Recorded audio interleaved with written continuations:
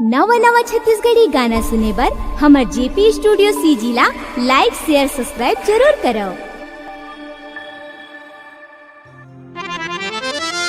माया बढ़ा के ते कहाँ उड़ा गे ए वो मोर चिड़ैया कोने अमरैया माँ ते बैठे होबे बनके ते कोयलियाँ।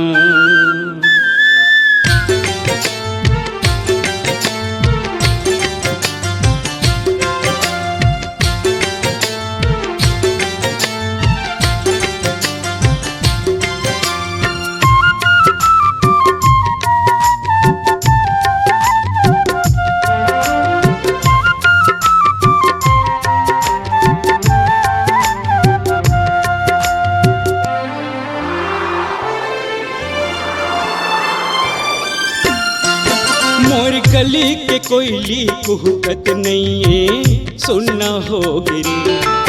मोर गली के कोयली कुहकत नहीं है सुनना हो गिरी।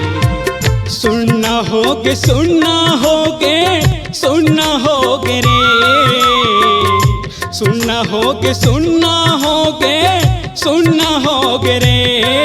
मोर गली के कोयली कुहकत नहीं है सुनना होगे रे।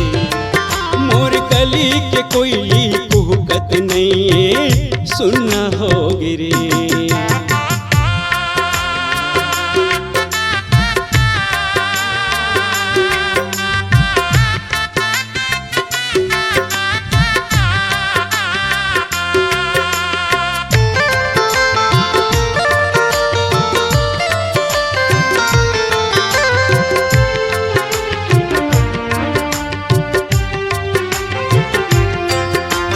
होवत बिहनिया सो के उठते चौक पुरत मैं ओला पाते।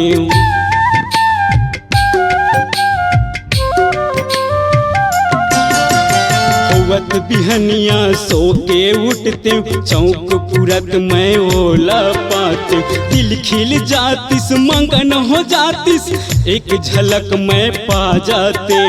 दिल खिल जातिस मंगन हो जातिस एक झलक मैं पा जाते।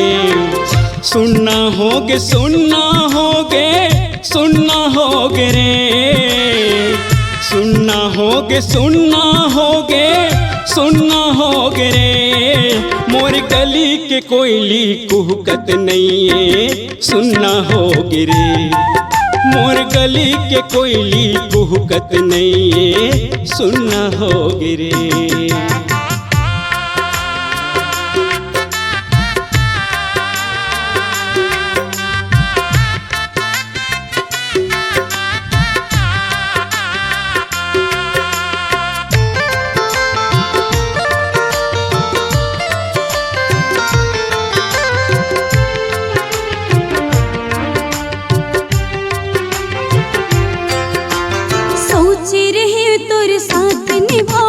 बन के दुल्हन मैं तोरे घर आऊं।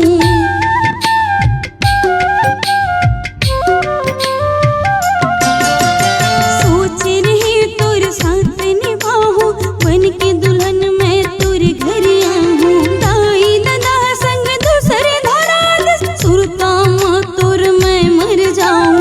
दाई दादा संग दूसरे धरा सुरता माँ तोर मैं मर जाऊं।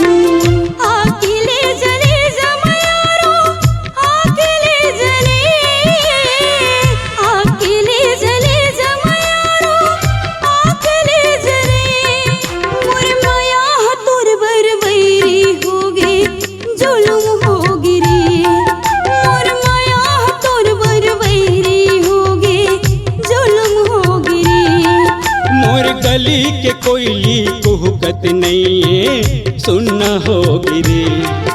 मोर माया तोर बर बैरी होगे जुलुम होगे रे। मोर गली के कोयली कुहकत नहीं है सुनना होगे रे।